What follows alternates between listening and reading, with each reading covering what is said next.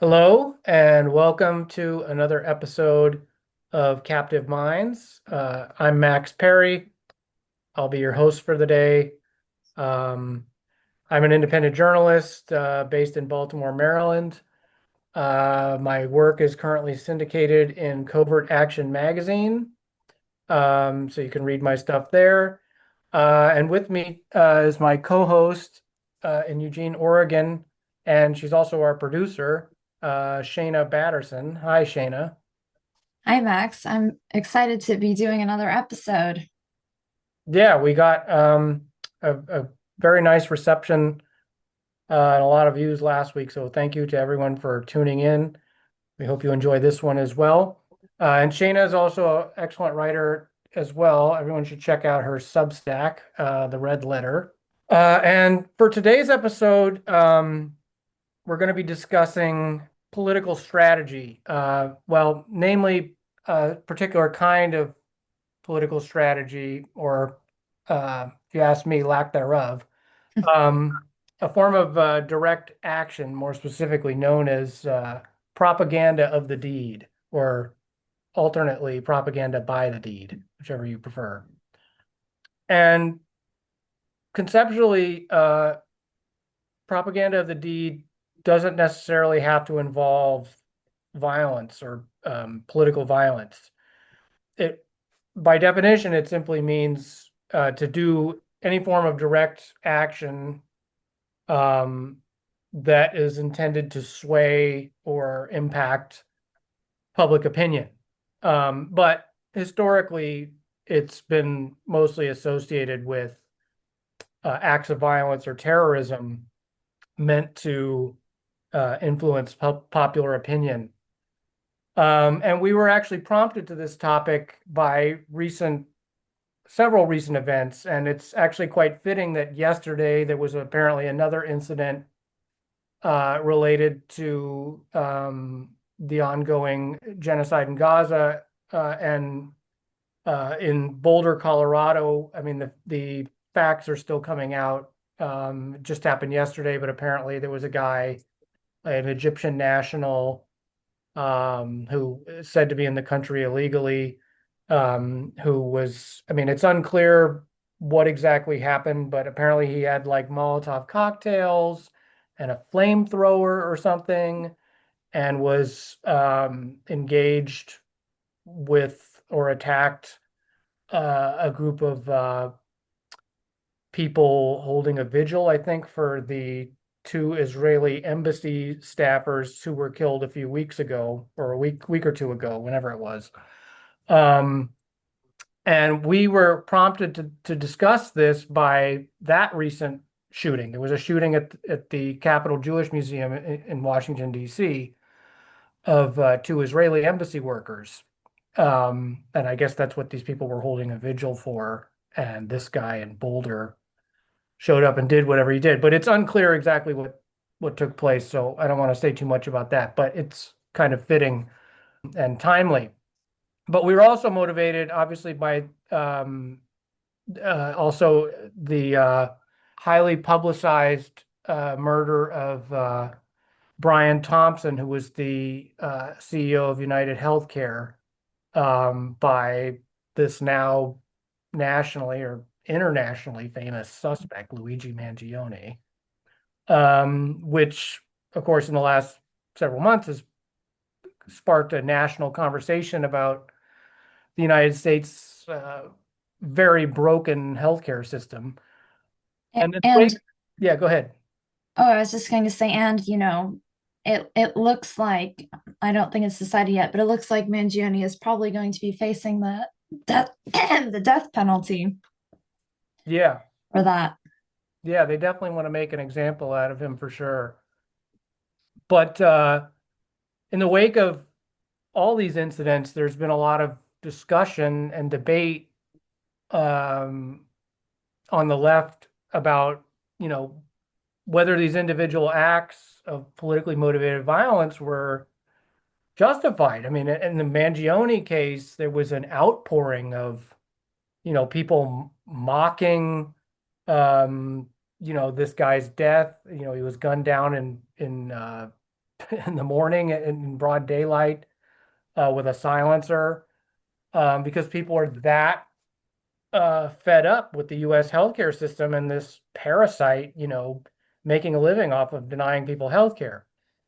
But in the midst of this kind of delirium or frenzy, I certainly am not going to lose any sleep over this United Healthcare CEO. I mean, I actually have United Healthcare, by the way, full disclosure. Um, but I'm certainly not going to defend Brian Thompson, who's a horrible person. But in the midst of all this, and the same goes for this, these two Israeli embassy staffers. I mean, the one, I don't know about the woman, but the one guy, on his social media was cheerleading the assassination of Sinwar, and other Hamas officials. I mean, and then it's ironic that he ends up getting assassinated himself.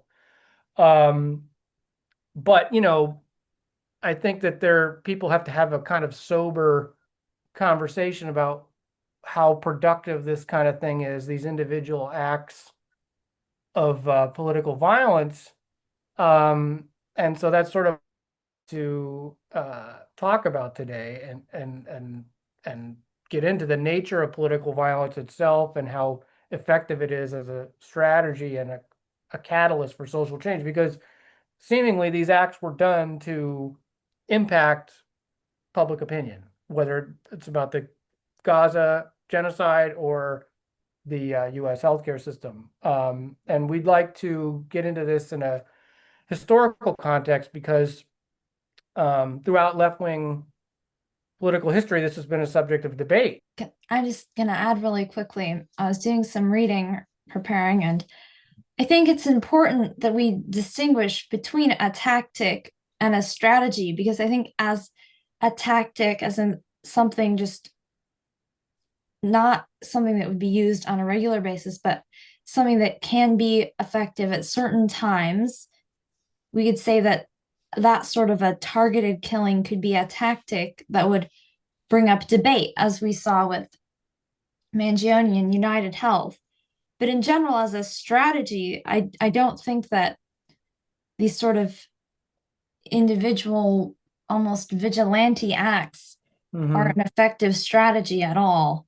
Yeah, I mean, I think that apart from the violence itself, it has to be sort of, I mean, from a Marxist perspective, if it's not tied to a mass movement, it's just going to be an isolated, especially if it's taking the place of a mass movement. And that's very often historically how these things have come about, because people have been frustrated. Like this guy that did this shooting of these Israeli embassy workers, is clearly his motivation was that, and I mean, I read his manifesto. There wasn't any traces of anti-Semitism in it, but it seemed like what he was motivated by, assuming that he's even in his right mind, was the lack of action. I mean, no government has been holding Israel accountable for what they're doing.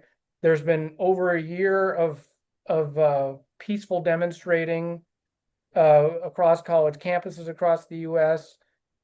There's bipartisan support for Israel. I mean, when you have the so-called leaders of the political left in the Democratic Party, like the progressive wing, most of them refusing to even call what Israel is doing genocide. I mean, you can sort of sympathize to some degree with um, the frustration. I mean, and that's sort of, if you look at historically how this kind of stuff has arisen, like in the New Left in the 1960s, they groups like the Weather Underground, which was the militant faction of the Students for Democratic Society, that started engaging in terrorist activity. They claimed that they were frustrated by the fact that there were huge mass nationwide demonstrations against the war in Vietnam. And yet what ended up happening? Nixon got elected, and the war only continued to escalate and expand. So, I mean, as misguided as they were in the things that they did, you can sort of see or at least somewhat to some degree sympathize with their why they were turned to this kind of militancy that was, you know, of course, the problem being really not tied to any. I mean, there was a mass movement against the war in Vietnam, but unfortunately, it wasn't really producing any changes, at least not at that time. But I mean, it goes back even further back than the New Left, to the Russian Revolutionary movement, and even before that, in Marx's day, in the First International in the mid 19th century. Um, but I mean, Lenin believed that individual acts of violence, including political assassinations, were ultimately unproductive and were ineffective in instigating.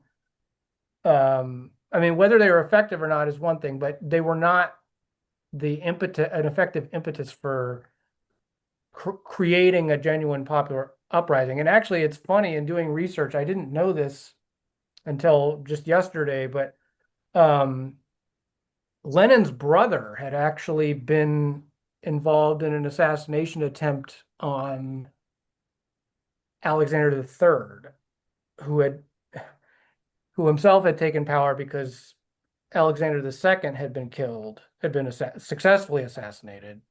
This attempt by Lenin's brother and his cohorts was not successful. But apparently that was like, I mean, this was his older brother and was like one of basically his introduction to politics. And so I think that he was sort of learning from his own, a family member's mistake, because his brother had been one of the conspirators who was hung for trying to assassinate Alexander III, who was Nicholas II's predecessor. And I think it must have had a pretty profound impact on him politically, because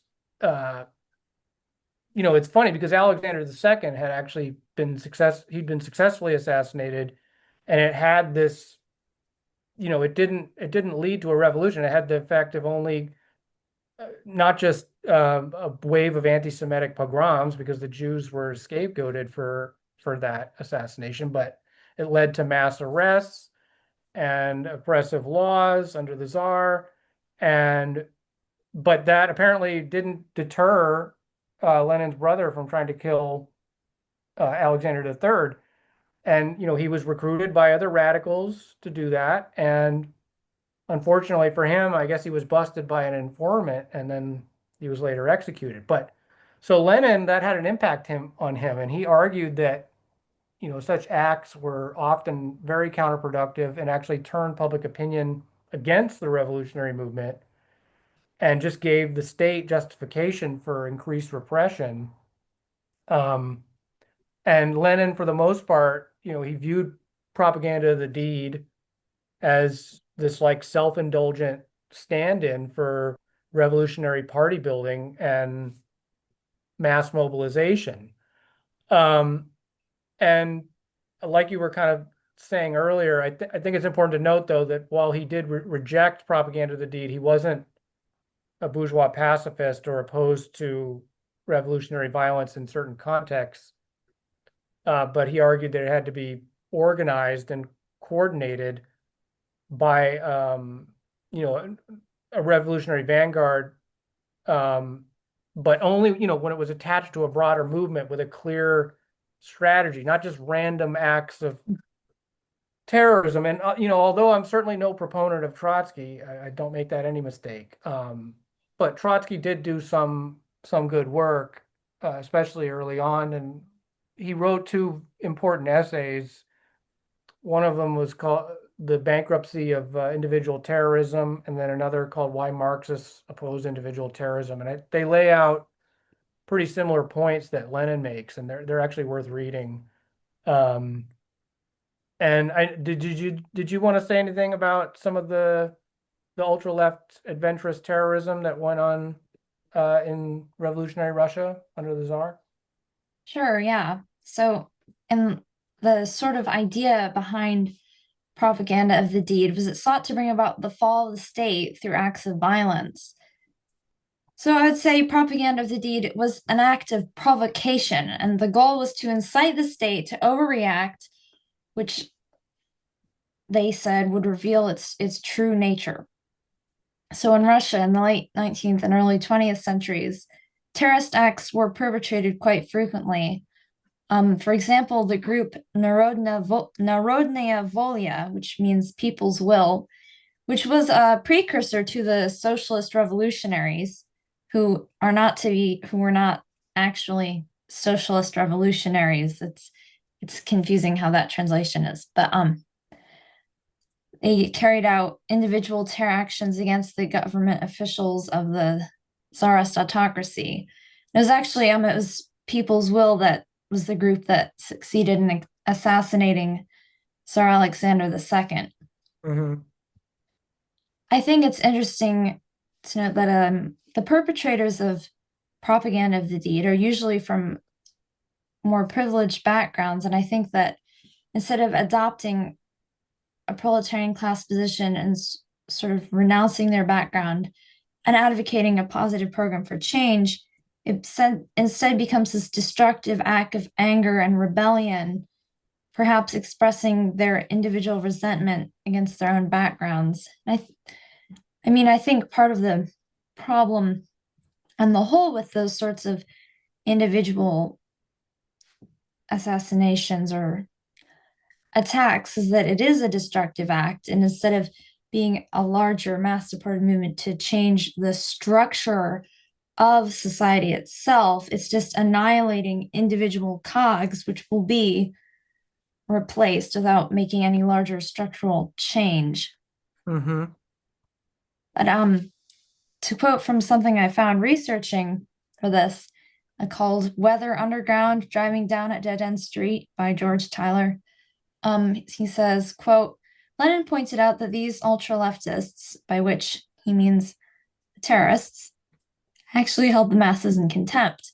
Terrorists generally believe that the masses are capable of making revolution.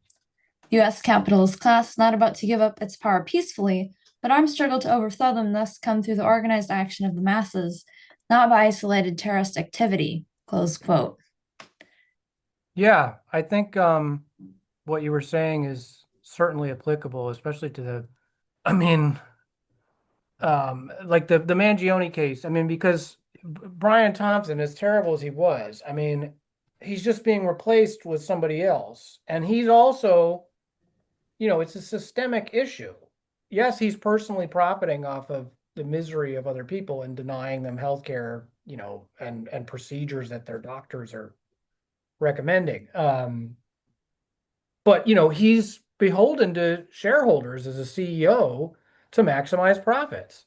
So the problem is, I mean, it's not to excuse anything he did, but it kill. I mean, you could declaring open season on CEOs is not. I mean, you could kill every CEO of every private healthcare company. It's not going to lead to um, a change in the U.S. healthcare system. So yeah, I think that that's important to keep in mind. And you were talking about the assassination of Alexander II, because as I was saying earlier, that prompted a wave of not just anti-Semitic pogroms, but um, because the Jews in Russia, they were blamed for his killing, and it fueled a lot of actually the right-wing propaganda about there being this Judeo-Bolshevik conspiracy. Um, because it was true that Jews were very much involved in the socialist movement because it was the only thing that was championing their rights.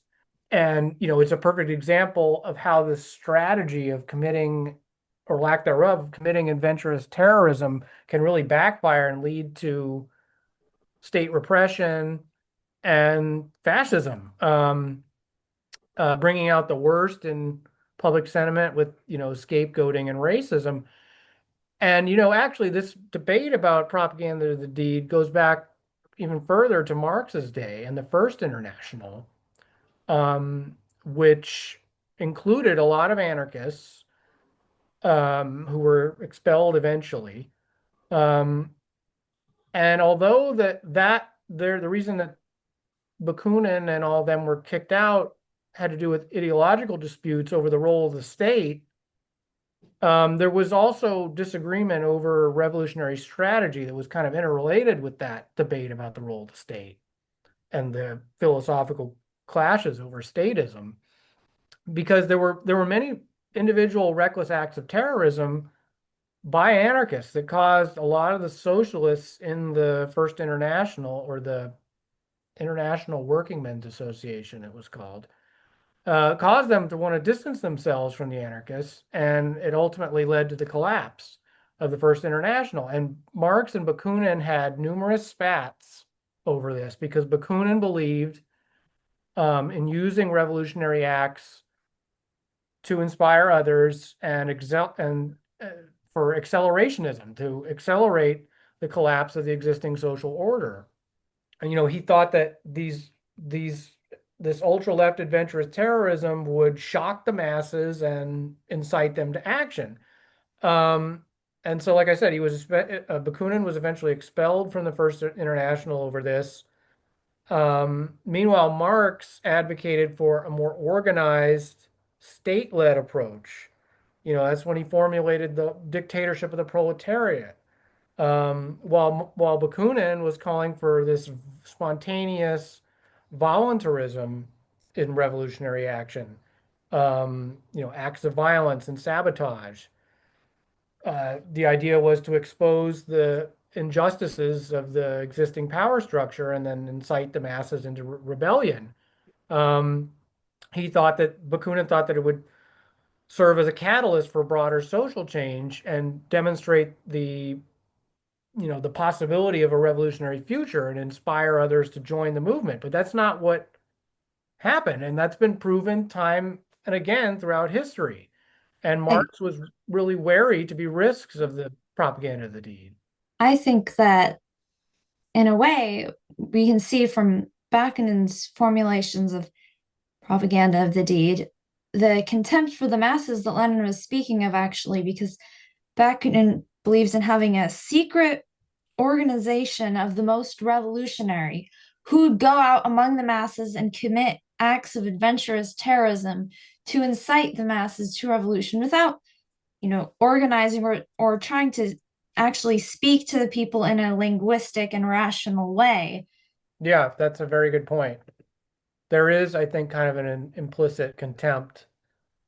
Even though anarchists, yes, they have historically been involved in the labor movement, and many anarchists were working class. I still think that is essentially true. And Well, Bakunin, I thought, was came from a very well, had connections to royalty somehow.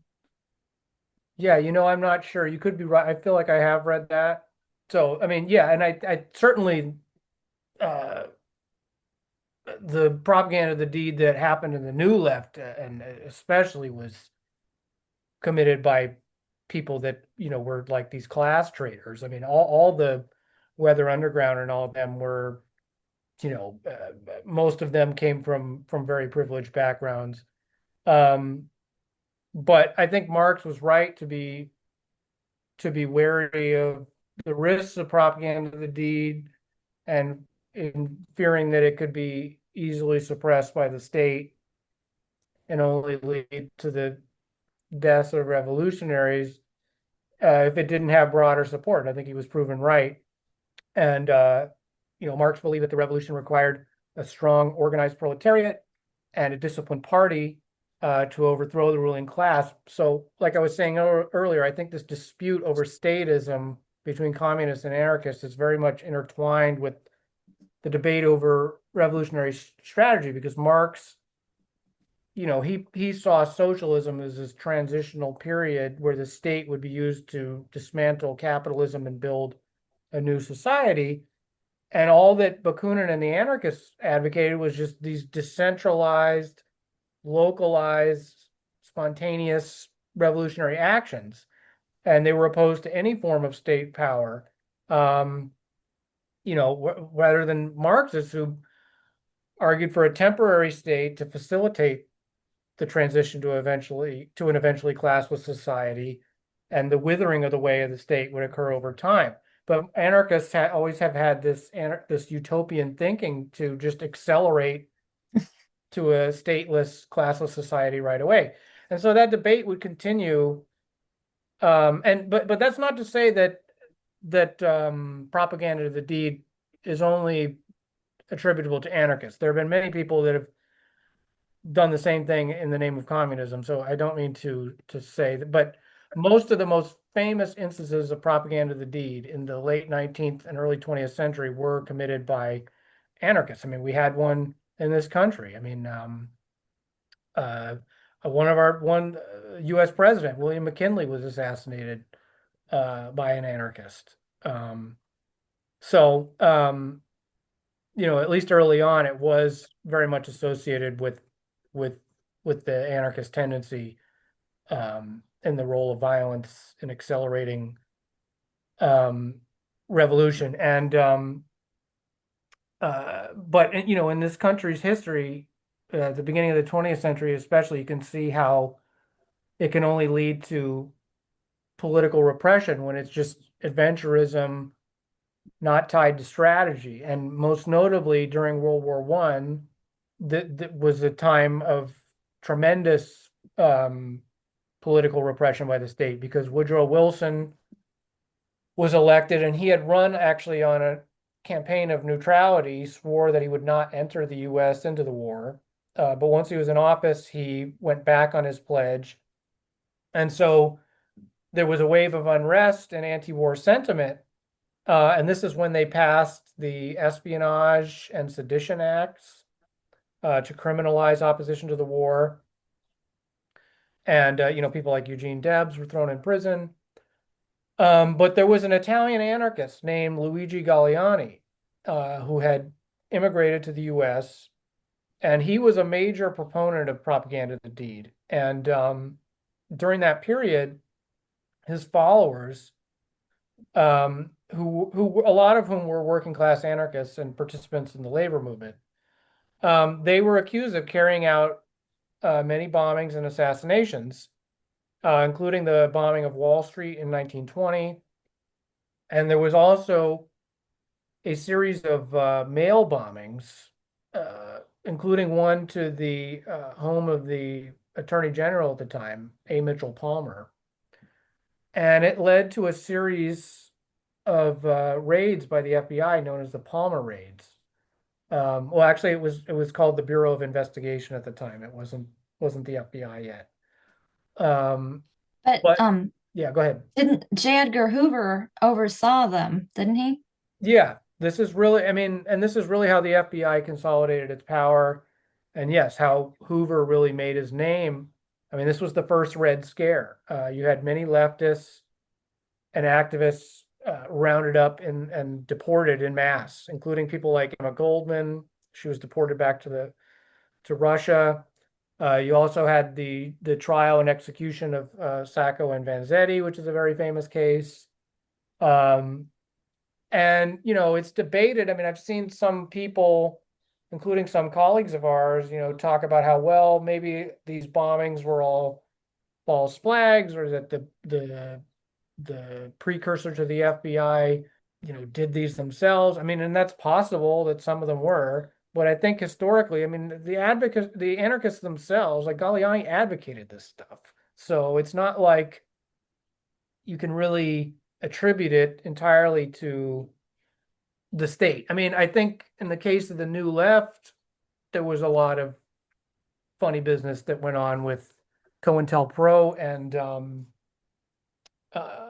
Operation Chaos and all that. But it does seem like a lot of these bombings, these mail bombings that happened, were done by anarchists. And it basically led to the FBI consolidating its power, and Hoover becoming the head of it, and presiding over it for like over 40 years.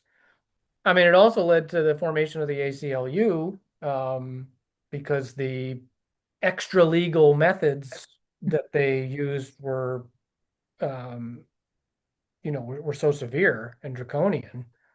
And so, and I mean, I mean, some of the bombings may have been done by the feds. I mean, it certainly seemed like Sacco and Vanzetti were victims of prejudice against Italians. I mean, there was a lot of anti-immigrant sentiment at the time um, that was directly related to this, and Italians were some of the people that were targeted. But Galliani, the anarchists did advocate doing this, so I do think that at least some of them, if not most of them, were genuine, and this is the consequence that it had. Yeah, I mean, people need to be aware of this history and how doing this kind of stuff can really backfire. I mean, it's very disturbing. Like, for example, the Israeli embassy, uh, the killing of the two embassy staffers. I mean, it's known that this kid that did it, Elias Rodriguez, was a member or was at least involved somehow with the Party for Socialism and Liberation. He had taken out a op-ed or something on the Liberation News or Liberation School website, which is affiliated with PSL. So I'm sure that, and the Answer Coalition and all of them are very involved in the Palestinian cause. I'm sure that this is going to be used as an excuse to step up surveillance and cracking down on the pro-Palestinian movement here in the U.S. So this is not good. I mean, whatever his motivation was, I don't think he was anti-Semitic. I read his manifesto. It does seem like, he could have had mental problems. I mean, this is who they look for. Across the political spectrum, they look for people that are prone to extremism, if you want to call it that, whether they're of the right wing or religious variety, and who are maybe otherwise wouldn't do something, but they try and entice them into committing acts that they maybe otherwise wouldn't. So who knows if he was put up to it or whether he did it entirely on his own accord, but either way, this is not, the timing is terrible. When you've got the tide of public opinion turning against Israel, I mean, who knows? Maybe this is the Zionists really getting desperate and they're engineering this stuff. I don't know. We don't know yet. But either way, this does not look good. Yeah, I think that it's funny. You see a lot of liberals acting like Trump is somehow a traitor. He's ruining US democracy. But I mean, just looking at the history with the Palmer raids, how is the deportation of Hamas sympathizers and the other things Trump is doing any different? There's consistent historical precedent. Whenever the US is, by sheer fact of its geography, fairly isolated from threats of war like other countries are, but you can see historically when there's been any kind of even small threat, how the US government responds. Hmm. Also, I wanted to say that I like the points you're making about the distinguishing between Marxism and anarchism in the First International. I think those are good points. And I think that another problem with these sort of accelerationism of wanting to see these utopian goals without having to go through the hard and slow building steps to get there actually makes life harder for the majority of regular people. Yeah, yeah, that's certainly true. Um, did you want to get into because another period where this really came up and became a big issue was with the New Left. Did you want to talk about the Weather Underground? Yeah, sure. So the Weathermen, as the Weather Underground was known in 1969, were, as you mentioned earlier, a group within Students for a Democratic Society. Ultra-leftist and adventurist, they advocated immediate armed confrontation with the state. They thought mass organizations were bad, actually, and they castigated white workers as being reactionaries. Weather Underground glorified the use of drugs, believed them to be revolutionary weapons. But to me, just based on this, it very much seems to fit the mold that the US intelligence agencies wanted to have for what they called a compatible left. I didn't realize this until recently, but one of the prominent members of the Weather Underground had actually been a student of Marcuse, Herbert Marcuse. Her name was Naomi Jaffe. I think she's still alive. She went to Brandeis, and I don't know how many classes she took with Marcuse, and I'm not trying to say that he would have approved of the Weather Underground and what they did. I'm just saying that I think that it's, there's some degree of, there is some kind of, the contempt that the Weather Underground had for the working class. I think it's kind of like a very extreme, it's like what he was advocating, or because he had real contempt for the working class, and I think that it's like almost that taken to the nth degree. But anyway, I'll let you continue. Oh yeah, no, that's I didn't know that, and that actually explains a bit about them too. I think that as we've discussed before on previous episodes about Marcuse sort of being a beginning of the working class's alienation from the left. I think we can also see this happening with the Weather Underground. I mean, the organization practically gave up on the white working class of America as being honky, meaning they were racist and even counter-revolutionary. And also the double sort of ideological function we can see with the Weather Underground happens today is that the right latches on to the Weather Underground's dubious positions, especially how Bernadine Dorn supported the brutal murder of Sharon Tate. Like I think they had like the four finger salute or something because Yeah, she actually, I watched this week to prepare for this episode. I rewatched the documentary that came out in the early 2000s on the Weather Underground, and they totally left that out. That conveniently, that yeah, after the Sharon Tate murder, she like said it was like groovy or wild or something like that, what they did. I think that she later took it back, but it was like she acted like it was, she made public statements basically endorsing this murder of this pregnant woman, you know, um, by the Manson family. And, well, which is itself, as we know, in Tom O'Neill's book, been tied to Operation Chaos. But anyway, yeah, well, anyhow, these sorts of positions the right today uses these to then dismiss and be like, well, see, this is how crazy and evil Marxists are. They think it's okay it's far out and groovy to stab pregnant ladies in the belly. And so you can see how helpful that is.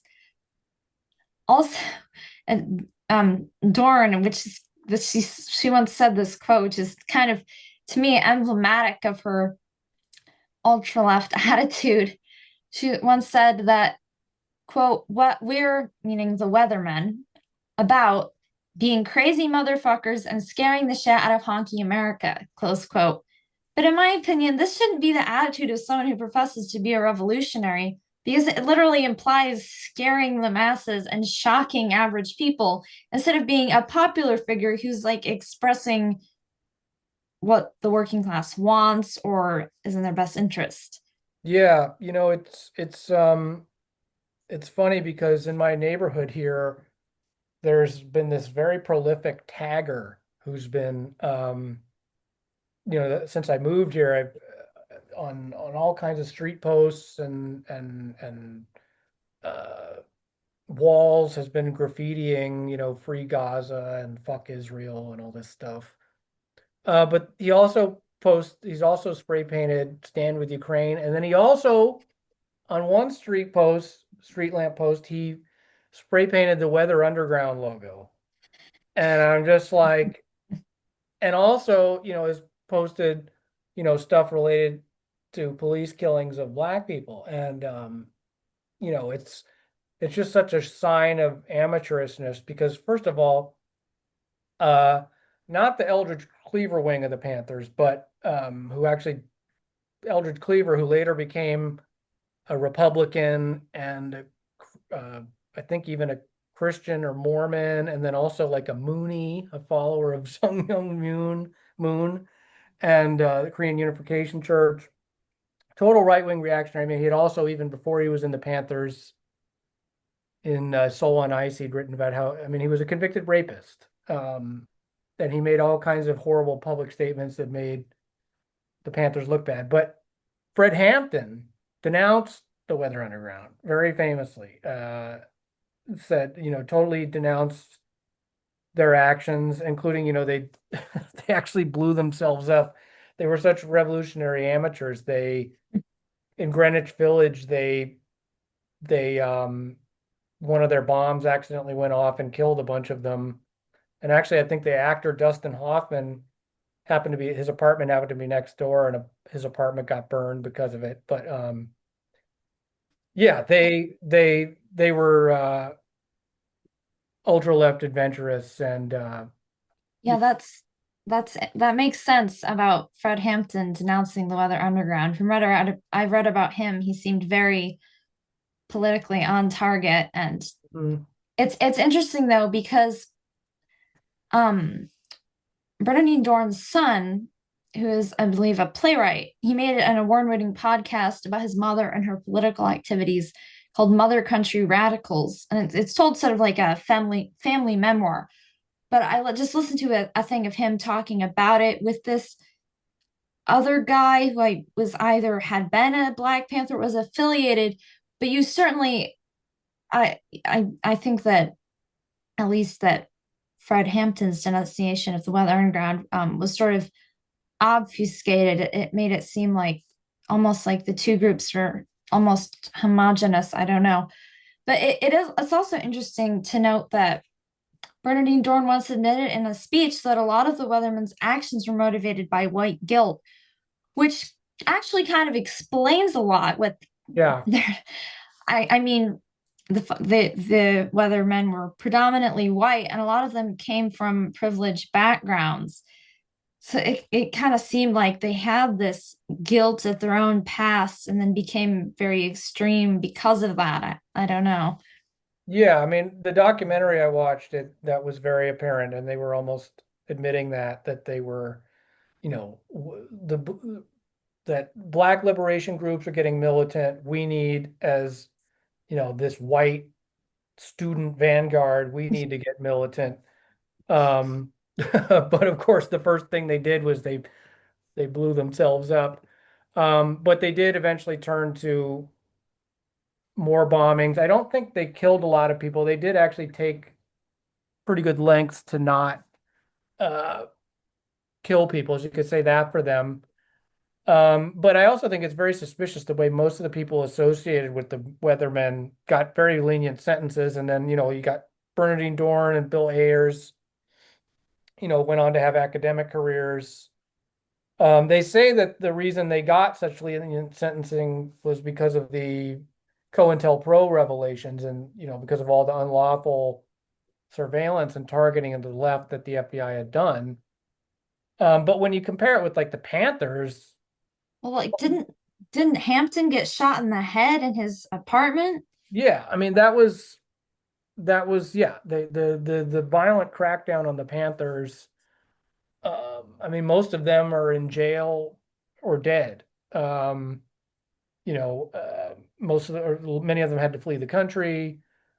H. Rap Brown seemingly got framed for a murder and later converted to Islam, but he's in prison.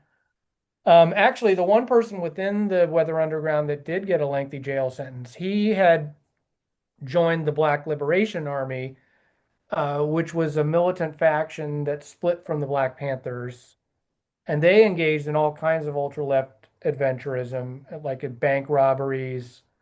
And actually, the rapper Tupac Shakur, his parents were in the Black Liberation Army, um, as well as his godmother, Asada Shakur, who had to flee to Cuba um, for allegedly shooting a New Jersey state trooper.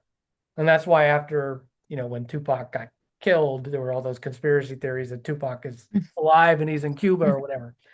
Um, but I think it's kind of suspicious the way that the Weather Underground didn't really, a lot of them got pretty lenient sentences. And another group that actually came out of the New Left that engaged in this kind of terrorism and was even more suspect than the Weathermen was a group called the Symbionese Liberation Army, which was short for the United Federated Forces of the Symbionese Liberation Army.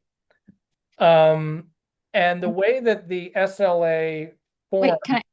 go ahead. Sorry, let me just add. And they were called the Symbionese, they called it the Symbionese because it was taken after symbiotic organisms. I saw something about this, and it was some part of their political philosophy. It was very strange to me, Well, but their history is very bizarre. Um, the way that they formed is very suspicious. But basically, long story short, the Bay Area back then in the 60s and 70s, it was famously a hotbed for left-wing activism in the New Left. And there was also a lot of infiltration and sabotage as part of COINTELPRO and the CIA's domestic surveillance program, Operation Chaos, targeting the anti-war movement and Black liberation groups. And many of our listeners or viewers might be familiar with one of the groups that's still around today that emerged from that Bay Area scene, the Revolutionary Communist Party, which is it's basically a political cult, but they're Maoist third worldists led by this guy named Bob Avakian, uh, and it's a cult, but they are still active today, and actually they've been very visible during the Trump era. They're behind that whole Refuse Fascism organization, so they're still around. But before it was the RCP, the Revcoms or the Revolutionary Communist Party, back in the 60s, they were called the Bay Area Revolutionary Union. And at the time, like within the SDS and all these groups, there were so many splits and so many offshoots and splinterings. I can't even keep track of it. But like the Progressive Labor Party was another one that split from SDS. So anyway, there was all these endless sectarian splinters happening. But basically, the Bay Area Revolutionary Union, the RCP's precursor, and one of its offshoots, this mostly Chicano group called Venceremos, they were involved very much in like the prison reform movement because at the time there were all these riots happening in Attica and various prison uprisings across the U.S. And so the new communist movement uh, was looking at these riots. You also had what's his name, George Jackson. Soledad brother was a Panther in prison, calling for this prison reform. But basically, uh, the prisoners were starting to be seen as like kind of like a new revolutionary vanguard. And actually, it's funny. Venceremos, the head of Venceremos at the time, was a guy by the name of Bruce Franklin. And if his name sounds familiar, it's the same Bruce Franklin that edited The Essential Stalin, which is the English language translation of Stalin's Marxist writings. But he later became a professor. So these groups like Venceremos and the Bay Area Revolutionary Union, they were involved in trying to recruit prisoners, and even in some cases break them out of jail. And at some point, this activity of recruiting inmates, visiting prisons, and even trying to get them out must have been infiltrated by Operation Chaos and or COINTELPRO, because one of these inmates that Venceremos, I believe, helped escape, whose name was Donald DeFreeze, he was, a stool pigeon, basically. He was a known government informant. And they went in to recruit him. And he basically ended up turning the tables on them and recruited them for his organization. I mean, that's how you know this is a government operation. Um, and basically, he enlisted them as his followers into what later became the SLA, which he called an urban guerrilla organization. And they claimed to be inspired by the Tupamaros in Uruguay, who were Marxist rebels that called themselves urban guerrillas, that they kidnapped a USAID contractor in Uruguay who was training the police of that country's right-wing dictatorship in torture methods. And actually, one of the members of the SLA claimed to have seen the Costa Gavras film State of Siege, which was based on the uh, the Dan Mitrione case, the USAID contractor who was kidnapped and killed by the Tupamaros. He claimed to have seen that movie and was inspired to become militant, basically. And so I guess they helped Donald DeFreeze escape from jail, and he ended up in Oakland, and he put together this group of radicals, which was like his small band of followers. And they formed the SLA, and their logo was like this seven-headed snake. And they actually, it's interesting if you look into the history, if you look at their seven principles, it's very similar and even almost nearly identical to the seven principles of Kwanzaa. And Kwanzaa, if you look at the history of Kwanzaa, which is the alternative African American holiday that's almost become like a joke that no actual Black Americans actually even fucking celebrate the holiday. But I remember like when I was a kid at school, we had to like celebrate Kwanzaa. It was so weird. I mean, I think that there are some people that celebrate it. It's not inherently a bad thing. But if you look at the history of Kwanzaa, it was invented by a guy named Ron Karenga. And Ron Karenga was a Black nationalist who was the head of a group called the US organization, which was a rival organization to the Black Panthers. And they even engaged in gun battles with the Panthers. They famously killed two Panthers on the UCLA campus. And this guy, Ron Karenga, like Donald DeFreeze, was a known federal informant. He got a very lenient prison sentence for like torturing his own followers later on, and then he went on to have this academic career.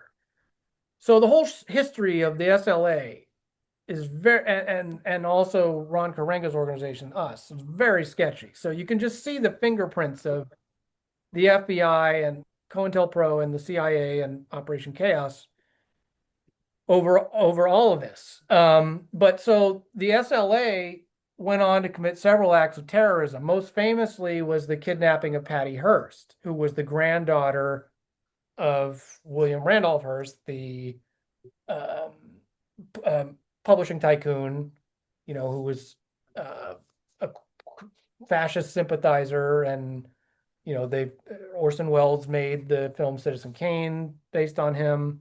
And the story is that they brainwashed her in like a famous example of Stockholm syndrome, where she ended up joining them in their cause uh while she was taken captive, and she appeared on surveillance footage like participating in the bank robbery with the gun, and someone was killed in that robbery.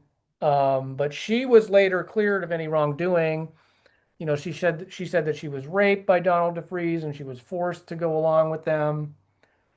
But the SLA also engaged in other adventurism prior to that. The first thing they did was they assassinated this Oakland school superintendent named Marcus Foster, who was the first Black superintendent of a large school district in the country, in Oakland.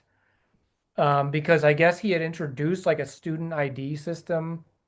There was a big problem in schools in Oakland with like vagrancy, like with drug dealers coming on the campus trying to sell drugs. And so we introduced this ID system, which I don't know. I mean, maybe that was a bad thing, but either way, the SLA like gunned him down with bullets laced with cyanide.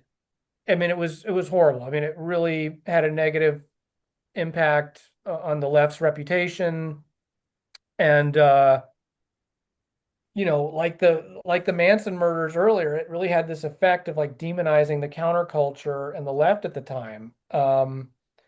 The SLA, including DeFreeze, were all killed in this fierce gun battle with police. They fled south to Los Angeles, and they were held up, I think, in like a house, and the police just went in there guns blazing. I mean, it was really brutal.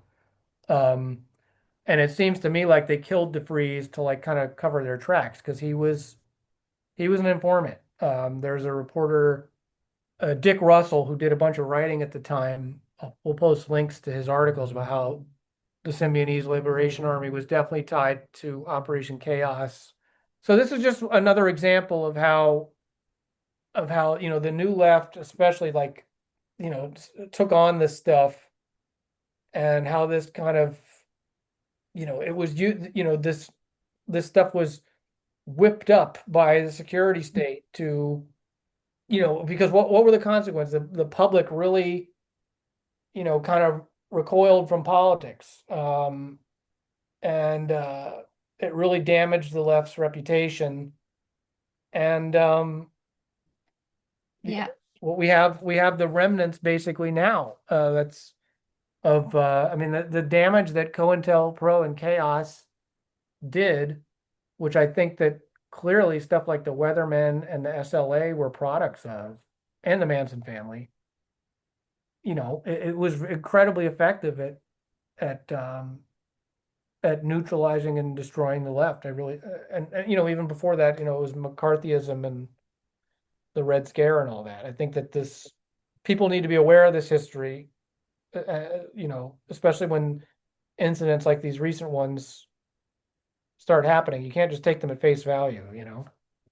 Yeah, I think that even if we take aside all the evidence which shows that there was a high likelihood of involvement of the security state and intelligence forces in groups like the Weathermen, if we just because now they've been sort of woke washed and are promoted in, oh, their goals and their lofty aims, blah blah blah.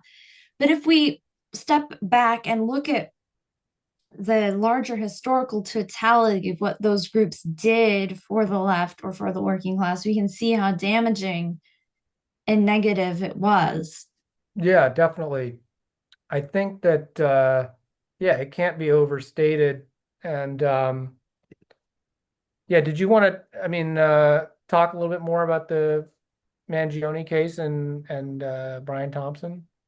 Yeah, sure. I think that we saw with the Mangione case is how the individual act of a targeted killing was, in this sense, it was kind of symbolic of the grievances experienced by many people who were denied healthcare and who lost maybe loved ones because of that. Hmm. And it sort of brought about a public debate around the US healthcare system.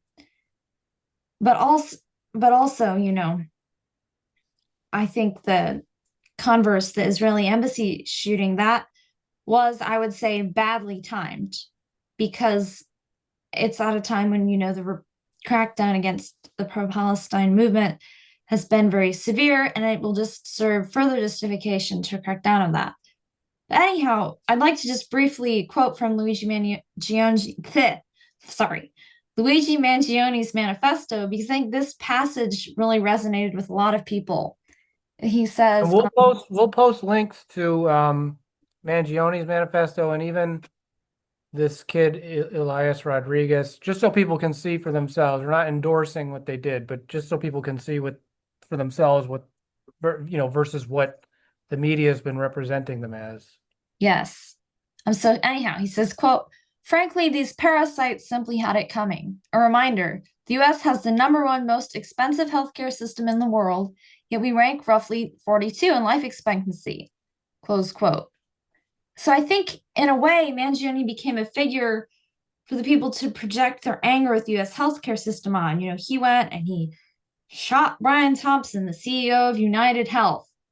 But you see in the mainstream media accounts of this, it's very downplayed the fact that there was sort of a class anger involved. Instead, according to mainstream sources, people were interested in Mangione and the shooting because they could create conspiracy theories around it because of some abstract need for community, or, you know, oh, well, why aren't people more sad for Thompson's death? Well, and also that sorry to interrupt you, but the fact that they kept emphasizing the fact that Luigi Mangione himself came from privilege. Here in Maryland, actually, his family is really well known and he was well off. I mean, he was a valedictorian, I believe. Yes. The BBC devoted a whole, like a series of podcasts to the whole Mangione incident. And one was about conspiracy theories surrounding it. What was interesting to me was that one of the guests, who was a clinical psychologist who studied conspiracy theories, her definition of a conspiracy theory, was the belief that a small elite group of people act in secret to benefit themselves, oftentimes to the detriment of the public. She acknowledged there were real conspiracy theories, but I think like framing it like this is kind of problematic because at what point does the whole notion of deep state or even like the notion of there being a ruling class Yes. become something that's just a conspiracy theory? Yeah, I mean, the idea that the ruling class, I mean, work, we all know that people get together based on their class interests. I mean, when workers get together and form a union, is that a conspiracy theory? So why would the work ruling class not to get together based on their mutual interests, to ensure I mean, it's just like this idea that like even questioning institutions now or like having doubts about anything is a conspiracy theory. We're just supposed to be like blindly following, whatever these legacy media institutions are shoving down our throat. I mean, the way that they're pushing this stuff, I mean, of Well, course, it's because the decline in public trust in the media. the whole term conspiracy theory, I think, was sort of put out by the CIA or the FBI around the time of the Kennedy Yes. assassination to, oh, if you're questioning it, you're just a conspiracy theorist. But interestingly, this psychologist on the BBC program, she also discussed how studies showed that conspiracy theorists, their lives were negatively impacted by their beliefs and how they turned away from evidence-based science. What she means by that, she doesn't say. I think we know what she means, but she doesn't actually mean evidence-based science. She means big pharma. But anyhow, and that they also had the potential to turn to violent political action. And she was sort of acting like we need to come up with solutions to make these people feel more happy and comfortable so they won't turn to conspiracy theories, which starts to me sounding like a nefarious way to prevent people from becoming radicalized. And when this is sort of what's being put out, like at a certain point, is Marxism and class struggle going to become like a conspiracy theory? It's just, it gets Yeah. absurd. Yeah, definitely. Um, yeah, I think yeah, it's I mean, we'll put a link to the Michael Parenti quote about conspiracy theories because I think it's really quite classic. You I know, We should put a link to, he had a whole lecture on conspiracy theories, I believe. yeah, yeah. I mean, yeah, I think what you were saying about the Warren Commission, the public's distrust of the government related to the Warren Commission and the way that there's even a CIA document where they talk about deploying this term.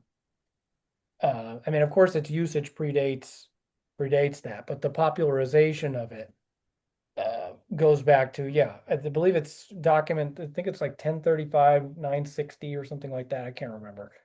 But I've written about this before, and there was a sim when I wrote this article. Basically, there was like a review. There was an art exhibition at the Metropolitan Museum's satellite location at the time, which was at the Breuer Building in New York, and there was a art exhibition that was like basically themed around conspiracy theories and art, and it was actually a pretty good show. But I wrote a review about it in the context of like how like the Guardian and all these legacy newspapers had put out similar articles like what you were talking about, like where they're like with the whole Russiagate phenomenon and Trump and Brexit, like the popularization of conspiracy theories, and clearly this exhibition was like capitalizing on that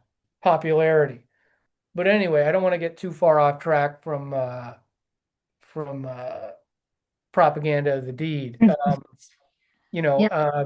I think that there is like a real warning that needs to be issued when it comes to recent events of political violence, like the Mangione case and this kid, Elias Rodriguez. With the celebration we've seen of it online in left-wing circles, because if you look at the historical precedent where things like this have been used to crush the left and individual acts of terror have taken the place of mass movements, I think that there's caution needs to be exercised. I mean, I'm not going to lose any sleep that this guy was killed, Brian Thompson, but we have got to remember that this is a systemic issue, and this vindictiveness is not going to get us health care. I mean, Well, yeah. yeah, and that's where, you see people saying that like the attacks were that I mean not the attacks, the two incidents were staged and maybe they were encouraged or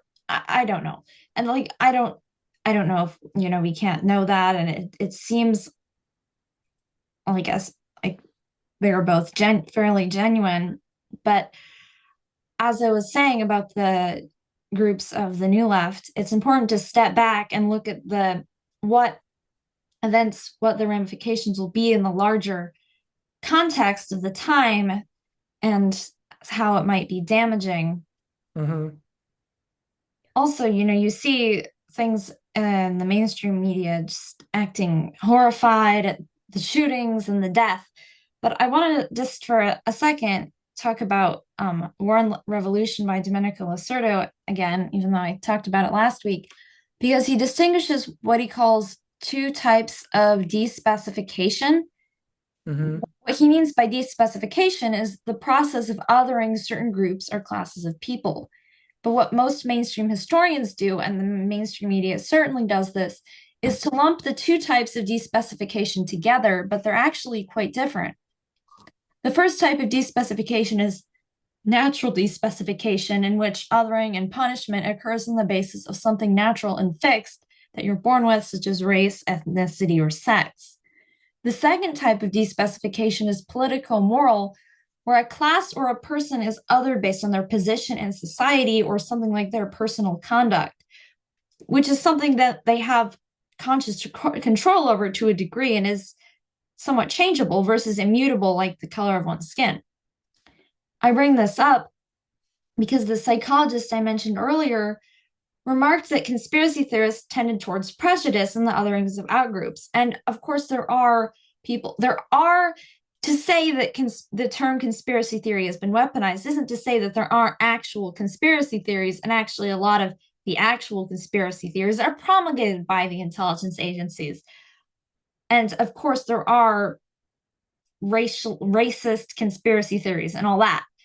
But to say that just conspiracy theorists are prone to prejudice is interesting because it matters what type of despecification is taking place, especially if you take it in the larger context of class struggle. Like if she was, as she was sort of implying, the largely positive response to the death of Brian Thompson was due to prejudice. That was a prejudice of a class character. The shooting of the CEO was an act of political moral despecification, like the killing of a man who knowingly withheld people's health care and did sort of almost criminal actions, which is completely different from the natural despecification of the Palestinians, which in regards to Israel's genocide and whatnot. And even though the media has painted it to be anti-Semitic, it in the case of the Israeli embassy shooting, it seemed like that was also an act of political moral despecification because Elias Rodriguez, in both his manifesto and his some stuff, Ken Klippenstein released some stuff from like his private online chats. He didn't seem he was anti-Semitic at all. It seemed like he was just outraged about the genocide. Yeah. I mean, he seems like, I mean, any person who's interacted with people from PSL or, I mean, he seemed like anybody you could meet from that organization. I mean, in terms of his personal views, maybe he had personal mental health problems too. I mean, that drove him to do something like this. But politically, he did not seem anti-Semitic at all. I think what inspired him, you know, is sort of similar to the political hopelessness that I was talking about earlier with the Weather Underground, where you have mass demonstrations against the genocide in Gaza, and yet it just continues, where no government is holding Israel accountable, and the U.S. government just continues to support Israel unconditionally, supplying the weaponry that's used to carry out the genocide. And as far as Mangione, I think it's the same thing. The fact that most Americans support universal health care in some form. I think there was a Pew Research Center poll that said 63% believe that the government should provide coverage for all. Yet we remain the only developed nation to not have universal health care. But I think that hopelessness is similar to what led, the Weathermen, the militant wing of the SDS, to become terrorists. Was that peaceful demonstrating had not led to an end to the war. But like I was saying earlier, there's a real danger here in this thing becoming a pattern, because of what recent history has shown. And an example could be like Italy, for example, underwent several decades of political violence, with the far right and communists at each other's throat. And, the political violence in this country in recent years, there's been a lot perpetrated by the far right as well. And so I think that there's kind of a revival maybe going on here of like the strategy of tension attached to Operation Gladio. Because in Italy, they had what was called the Years of Lead from the 1960s through the 1980s, which we know in hindsight was because of Operation Gladio, which was launched by the CIA and NATO when the Communist Party nearly came to power in the late 1940s and the Cold War was starting. And of course, the CIA intervened in Italy's elections to ensure that the communists did not take power. But there was still this threat of the prospect of Italy leaving NATO. And in order to keep Italy in NATO, they launched Gladio, and fomented violence between the right and left, as part of this strategy of tension. And yes, most of the violence was committed by fascist groups in collusion with and under the protection of the security state. And most of the blame was pinned on the Red Brigades. But there was also violence by the left that was instigated by the Gladio network. One of the incidents was the kidnapping of the former prime minister of Italy, Aldo Moro, who had advocated an alliance between the Christian Democrats and the communists, and they were going to form this coalition government. And, as I was saying, the CIA had interfered in Italy's elections to prevent the communists from coming to power. And supposedly he was kidnapped by the Red Brigades or a unit of them. I mean, there's a lot of debate whether the Red Brigades actually did it. Supposedly they were motivated. I mean, they were ultra leftists. So apparently they thought that this was like this revolutionary betrayal by the Communist Party. But it's been learned in the years since that definitely the security services and Gladio had a hand in it, and that the U.S. wanted Aldo Moro dead, so that Italy would not leave NATO. And they basically intervened in the negotiations that no Red Brigade members would be released from prison. And then, so basically, which ensured that the captors would execute him. But, this anti-communist strategy was effective. And it was done on the basis of this hypothetical Soviet invasion where they formed these stay-behind networks of right-wing fascist paramilitary groups that would rise up in the event of a Soviet invasion. But the real purpose of it was to neutralize domestic left-wing threats. And Italy was a perfect example. And that's where they had the Years of Lead occur. I mean, that's why it occurred.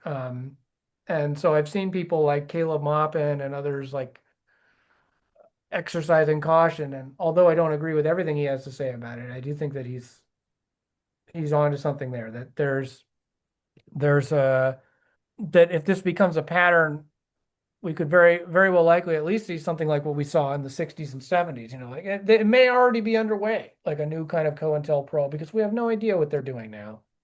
Um, Yeah. and so people are right to be suspicious. I mean, about the Mangione case was weird, there were a lot of things about him that are strange. Who knows? Well, Maybe he is innocent. I have no idea. But well, there's a real dangerous situation brewing here, I think. well, yeah, I think what was a bit strange to me about Elias Rodriguez and his manifesto was he didn't at all mention any of the armed groups that are resisting the genocide in the Middle East. And for some reason that struck me as a bit odd.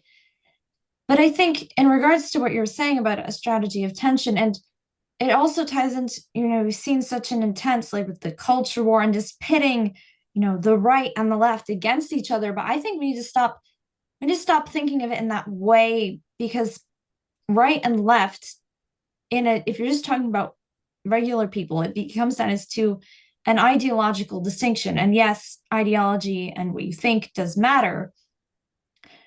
But instead of it being a dividing people on this horizontal plane and dividing them this way, we need to look at it this way. You have the working class and you have the ruling class. And to have people unite together based on their shared material conditions instead of going, well, we can't associate with them because we don't have the same ideas as them. But you might have the same conditions as them, though, which I think is transcendent of whatever disagreements you may have about pronouns, for example. Yeah, I mean, I think that yeah, the two-party culture wars definitely play into that dividing, atomizing the working class on social issues. But I also think that this kind of strategy of tension, when you have political violence being committed by both the right and left, the consequence, is to demobilize the masses, because they are going to be recoiled by that. And it really, I think that's why I brought up the years of lead, because I think it was really effective in, there was so much political violence going on and people didn't know what to believe about who was committing what, that it had the effect of like people lending de facto or default support to like institution. And not only that, like putting faith in the security state because they're fearful of the violence um, Yeah, and terrorism. And so sort of like the political establishment ends up winning because people tune out of politics or they don't want to get involved because people just want a better life and health, things like healthcare and education and whatnot. They don't want to be involved in terrorism and so I think that it has it's a very effective strategy in alienating workers, not just from the left, but from like politics in general. I think it really this strategy of tension that I think is going on here. Um, yeah, that's a really great point. And I think that's very true. And it sort of relates to that quote from Bernardine Dorn about wanting to scare people. But that's exactly what those acts do. They do scare people, and then people don't want to get involved. They sort of retreat. And fear is a great way to control the population and keep people inactive. I think like if you look at the fact that there's such dissatisfaction with both of the two major parties, and yet we just continue to be ruled by this duopoly, and like the presidential candidates in the last, several elections, I mean, they've just been totally unpopular people, and yet that's who we have to choose from. And then, it's just very I think that all this is related, and I think that yeah, as it seems like there's like an American history's repeating itself, and there's sort of like an American years of lead happening now. I think that people need to be aware of this stuff, and I certainly don't recommend like people, even if you do think like what Mangione and this kid Elias Rodriguez did, you probably shouldn't be posting about it on social media, and you might want to delete your social media because it's a global spy machine. I don't recommend endorsing this kind of thing in public. Um, yeah, but I think that we have gotten into some of the important history and how this has just been a recurring thing. I, I think it's really important to understand the history of things because I think if we don't understand history, we don't understand where we've been and what's happened, we can't understand where we are today. And that's when you start to fall prey to actual conspiracy theories and, or conversely, just mainstream drivel, as when you don't have any sort of historical anchoring and sequencing.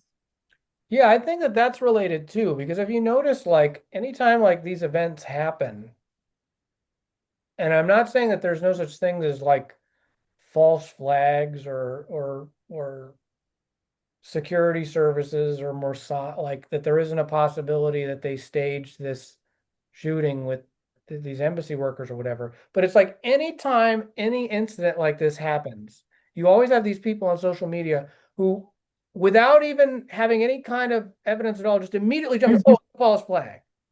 And so you have, on the one hand, you have these media institutions putting out articles like I was talking about, how like about conspiracy theories and how anybody who questions anything is basically like has doesn't believe in science or whatever, like this, just advocating this blind faith in institutions and trusting authority. And then you have these other people who are seemingly promoted by certainly X under Elon Musk to like just this knee-jerk reaction that everything is a false flag or everything is a conspiracy. And so the effect is that who are reasonable, like down the middle, are just like, whoa, it's very I think that that also has a similar kind of effect, like these extremes when most people are don't fall into that, fall under that. So I think that I mean that's another thing that's causing like the big distrust. And I mean I think the media is getting very desperate. But yeah, I mean like people like with regard to like this shooting at the embassy, people need to wait before they jump to conclusions about what happened. It could very well be completely legitimate. I mean, same thing. Like I already see people about what happened yesterday with this dude with the flamethrower in Boulder, Colorado. We have no idea what happened yet, and people are already doing, oh, it's a Mossad false flag or whatever. Maybe, I don't know, but like, don't you think you should wait before jumping to conclusions? I mean, it makes it impossible to take anything you say seriously, at least. But anyway, I think this has been a very good discussion. I think that we got into I think that this conversation will probably become more relevant as time comes on because I guarantee you there's going to be more incidents like the one we saw yesterday and the Israeli embassy workers assassination and the Mangione case. It seems like this kind of thing is being stirred up. And yeah, I would just say people need to be cautious. And unfortunately, I do fear like a real crackdown coming on the pro-Palestine movement. So yeah, people need to beware. Um, and do you have any final thoughts? Yes, I want to say that if let's say I was doing what it did in the 50s and 60s and all that crazy stuff, thinking about how much better they've gotten now refining propaganda techniques. It's very silly to me when people ask, like, well, they did that then, but they don't do that anymore. So, what? Yeah, I mean, the church committee, it's not like anybody was really held accountable or the intelligence agencies like were reformed or something. If anything, they've just gotten way better at doing this stuff and covering their tracks. And that's exactly what I mean. I don't blame people for being completely mistrusting of every event that happens. I'm just saying that people need to look at things with a sober state of mind. Because And I mean the disinformation war that's out there It's overwhelming. And I think too, there's a certain problematic element of thinking everything is fake, because if everything is fake and controlled by the ruling class, then it makes any possibility for change dismissed because it's fake. Mm-hmm. And I just want to say before we go, I'm going to include at the end of this video the song 5 Million Ways to Kill a CEO by Viku, just because it matches our theme. Yeah, I think that'd be great. Maybe you can even do a montage too. But this has been a great discussion. Just a reminder to everyone, to if you're watching us on YouTube, please hit like and subscribe, and please give us comments. We'd love to have your feedback. But if you're watching on YouTube, we also have a Substack. It's shaenahbatterson.substack.com. You can follow us there, and vice versa. If you're watching us on Substack, we have a YouTube channel. It's Captive Minds, and we'll post a link to that. And we also have an X account. That's another way you can follow us. It's Captive Minds X, so you can find out about our next episodes. And yeah, thank you for tuning into this episode of Captive Minds. We will see you next week.